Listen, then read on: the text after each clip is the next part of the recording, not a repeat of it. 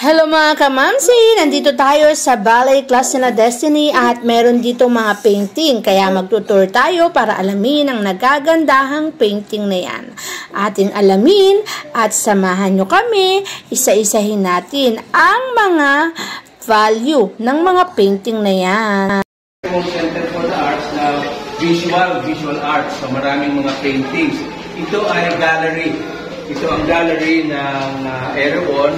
So, nandito ang maraming mga paintings na pinagkatiwala ng mga artist na dito muna. Sige, pasok tayo. Tinur nga kami dito sa loob ng nagagandahang mga painting na yan at sinabi sa amin kung ano-ano ba yung mga painting na nakikita nyo. Ang gaganda, diba? Tapos, bukod sa magaganda yung mga painting, may mga structure pa dito na nagagandahan din. Ayan nga si Felicity at si Destiny, pinipicturean ko habang nagtutur kami. Kasama namin dito lahat ng mga ballerinas. Kasi nga, sa third floor nito ay yung ballet class nila. Sa second floor naman, nandito yung mga painting na para na tayong nasa museo. Ayan, tinitignan namin isa-isa. Ang mamahal ng mga painting na yan. Kasi sobrang valuable talaga niya. Ang gaganda talaga. Sobrang gaganda as in. Kapag nandito kayo, ma-amaze kayo sa ganda ng mga painting dito.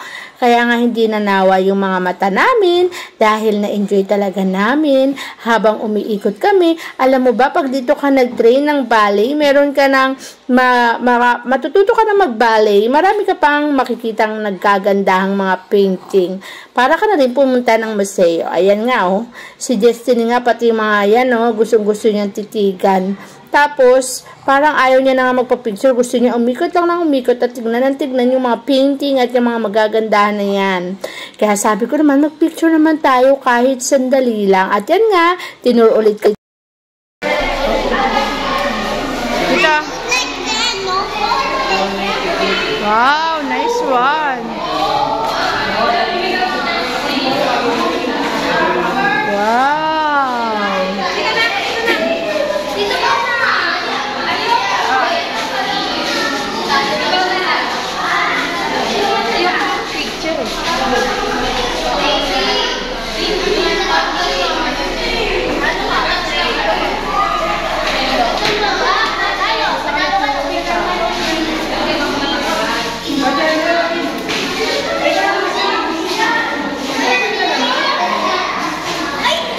Tayo kayo dito na. Destiny!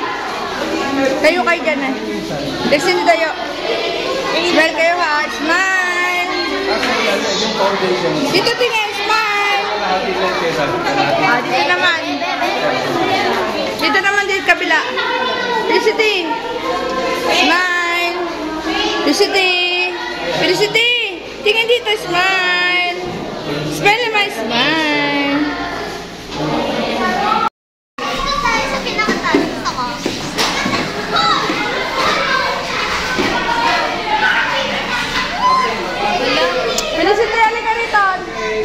Punta mo nga dito.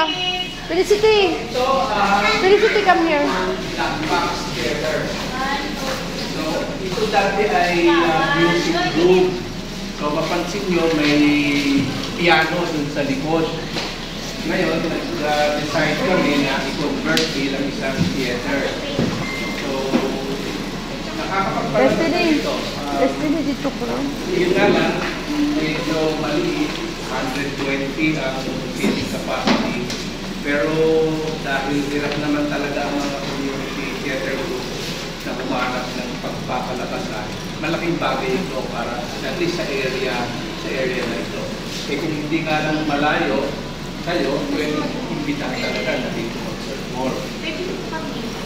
Pwede rin naman sa baba. Sa baba kasi mayroon yung parking space doon ginagamit din ng performance area. Anyway, so this is, yeah, so you can see ulit. Ito mga social realist painting. Gumawa nito ay si Pablo Baez.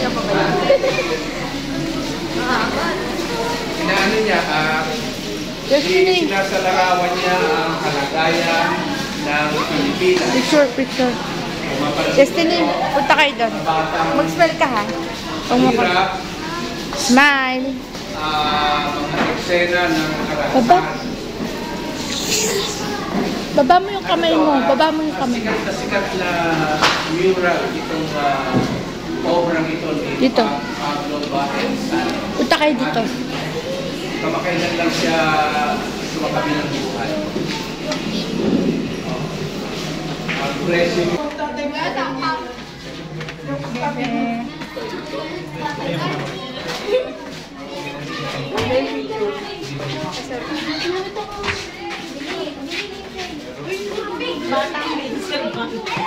Oh, dito ka na. Diyan kayo dalawa po kayo dyan. Pipicturean ko kayo dyan. Smile. Smile kayong dalawa. Smile. Smile naman. Cervantes roof deck. Smile. Gandaan niya. Si Ben Cervantes ay isang kilalang theater director. Plays, ibig sabihin, mga dula na tumatalakay sa kalagayan ng Pilipinas. Dahil kaibigan ng may-ari nang nagtayo ng Area 117, minarapat niyang pangalanan itong roof deck na ito na Ben Cervantes, the roof deck. Yun namang estatwang nandun, hulaan niyo kung sino. Oh, hindi siya si Rizal. Siya ay musikero. Pero dahil hindi na ninyo age group, baka yung mga nanay at tatay nakakakilala pa sa kanya, siya si Heber Bartolome. Oh, maganda yun. So, sino Oh, water. hindi na natin kilala. Narinig niyo yung kantang, tayo'y mga Pinoy, tayo'y hindi kanon. Huwag kang mahihiya kung ang ilong mo ay pango. Siya nag-compose yan. Siya nag-compose ng kanta na yun. Okay? Sige, so pwede tayo dito kumain kaya lang sobrang init. Kaya nga, pagtapos namin mga shelf sa museo, balik na kami dito sa ballet class at yan, magpa-practice na naman sila ng kanilang ballet. At ayan nga mga kids, sobrang sisipag mag-training. Lalo naman yung anak ko ayaw ma-absent. Umiyak pa siya pag hindi siya nakakapunta sa ballet class niya. Gusto niya talagang mag-ballet. Dahil gusto daw niyang maging future ballerina at isang magaling na ballerina ang gusto niyang mangyari sa buhay niya. Kaya kami naman, support lang tayo dyan mga mamsi. Support natin ang mga gusto ng ating mga anak. Lalo na yung anak kong si Destiny na super hilig mag-ballet. Ayan na nga siya. And we love ballet.